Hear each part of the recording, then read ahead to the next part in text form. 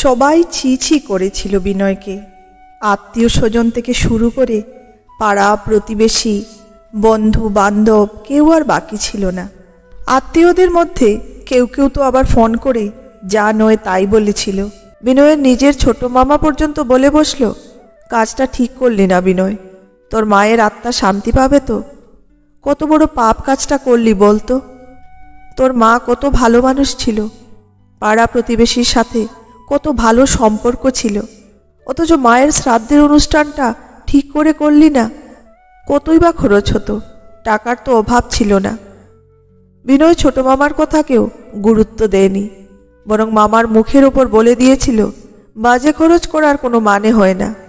পাড়া প্রতিবেশীদের অনেকেই বিনয়কে নিচু নজরে দেখেছিল, বলেছিল স্বার্থপর ছেলে, তা না হলে মায়ের শ্রাদ্ধের অনুষ্ঠানটা না করে থাকতে পারে? মানুষটা মরেও শান্তি পেল না, যাকে বলে হাড় কিপটে। সেদিন বিনয় কারো কথাতেই কর্ণপাত করেনি, নিজের যেটা ভালো মনে হয়েছে সেটাই করেছিল। আমাদের পাড়াতেই থাকতো বিনয়, বয়সে একটু বড় হলেও বন্ধুর মতোই মিশতাম আমরা। বিনয়ের বাবা যখন মারা গিয়েছিল তখন দেখেছিলাম ঘটা করে শ্রাদ্ধের অনুষ্ঠান করতে। পাড়া প্রতিবেশী থেকে শুরু করে আত্মীয় স্বজন, সেজন্য এলাহি ব্যাপার। অনেকেই বলেছিল খুব কম বাড়ি আছে যারা শ্রাদ্ধের অনুষ্ঠানে এত আয়োজন করে। গ্রামের লোকের খাওয়া দাওয়ার কোনো ত্রুটি রাখেনি। কিন্তু বিনয়ের মা মারা যাওয়ার পর অনেকেই ভেবেছিল বিনয় সেই আগের মতো এলাহি আয়োজন করেই লোকজনকে খাওয়াবে। বিনয় কিন্তু তা করেনি, নিমন্ত্রণ করে একটা লোককেও খাওয়ায়নি। মায়ের পারলৌকিক ক্রিয়া সম্পন্ন করে, যতটা নিয়ম না করলে নয় আর কি, পরের দিনই কলকাতার বাড়িতে ফিরে গিয়েছিল। যেদিন চলে গেল সেই দিন বিকেলে বাস স্ট্যান্ডে বিনয়ের সাথে আমার লাস্ট দেখা হয়েছিল। মুখে একটু হাসি রেখে বলেছিল, আসি রে।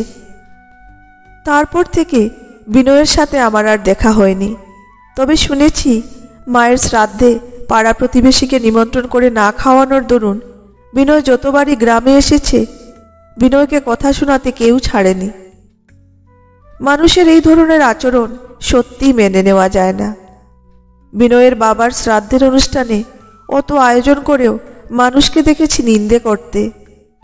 খাওয়া দাওয়া নিয়ে অনেক ভালো মানুষকেও, যাদের উপর থেকে দেখে ভালো বলে মনে হয়, দেখেছিলাম বাজে মন্তব্য করতে। জানি না মানুষ এগুলো করে কি পায়। আমি বরাবরই শ্রাদ্ধ অনুষ্ঠানে গিয়ে কবজি ডুবিয়ে খাওয়ার বিরোধী। মৃত্যু যারই হোক সেটা সব সময়ই দুঃখজনক, আর সেই উপলক্ষে ভুরিভোজ মানা যায় না। তাই শ্রাদ্ধ বাড়িতে উপস্থিত হলেও মৃত ব্যক্তির উদ্দেশ্যে শ্রদ্ধা জ্ঞাপনটাই বোধহয় বড় কথা। বিনয়ের ওইরকম একটা সিদ্ধান্তকে মনে মনে সেদিন সাধুবাদ জানিয়েছিলাম। তারপর থেকে বছর 5 কেটে গেছে। সেদিন আমি কালীঘাট মন্দিরে পুজো দিতে গিয়েছিলাম। মায়ের মন্দিরে পুজো দিয়ে বেরিয়ে আসছি, দেখি একটা জায়গায় ভীষণ ভিড়। সামনে গিয়ে দেখি অনেক ভিখারিদের মাঝখানে বিনয়, পাশে রয়েছে বিনয়ের স্ত্রী। মন্দিরের পাশে বসে থাকা ওইসব ভিখারিদের খাবার আর বস্ত্র বিতরণ করছে। বিনয়ের নাম ধরে ডাক দিতেই আমাকে দেখে বিনয় এগিয়ে এসে বলল, তুই এখানে? বললাম, মন্দিরে পুজো দিতে এসেছিলাম। তারপর এখানে দেখলাম তুই খুব ভালো একটা কাজ করছিস, দেখে খুব ভালো লাগলো। বিনয় মৃদু হেসে বলল, বছরের 2 দিন এই মন্দিরে আসি, বাবার আর মায়ের মৃত্যু দিনে। ওই 2 দিন এসে এই গরিব মানুষদের একটু খাওয়াই আর একটা করে নতুন বস্ত্র দিই। তবে আজ এসেছি, আজ আমার মায়ের মৃত্যু দিন। কথাগুলো শুনতে শুনতেই মনে পড়ে গেল 5 বছর আগের কথা। মায়ের শ্রাদ্ধে গ্রামের মানুষকে খাওয়ায়নি বলে কত কথাই না শুনতে হয়েছিল বিনয়কে। কেউ বলেছিল কিপটে, কেউ বলেছিল স্বার্থপর, কত খারাপ কথাই শুনতে হয়েছিল।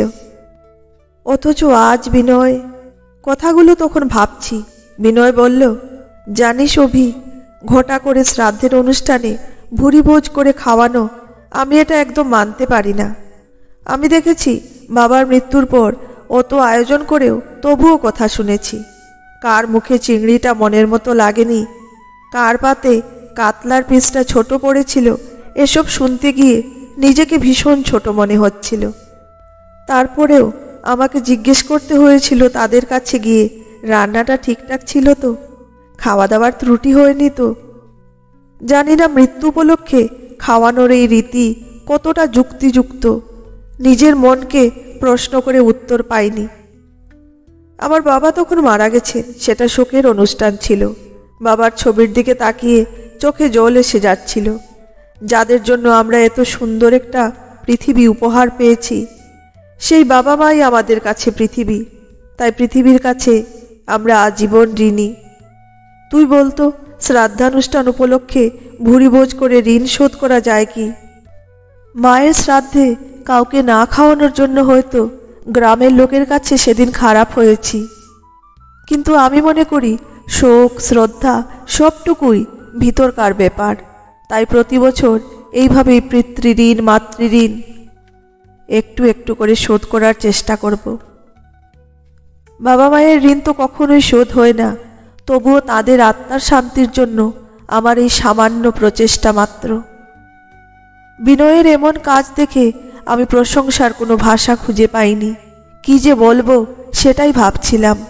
বাবা মায়ের ঋণ সত্যিই শোধ করা যায় না।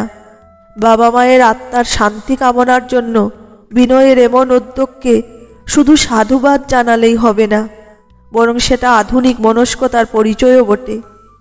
অন্তর থেকে শ্রদ্ধা জানালাম বিনয়কে।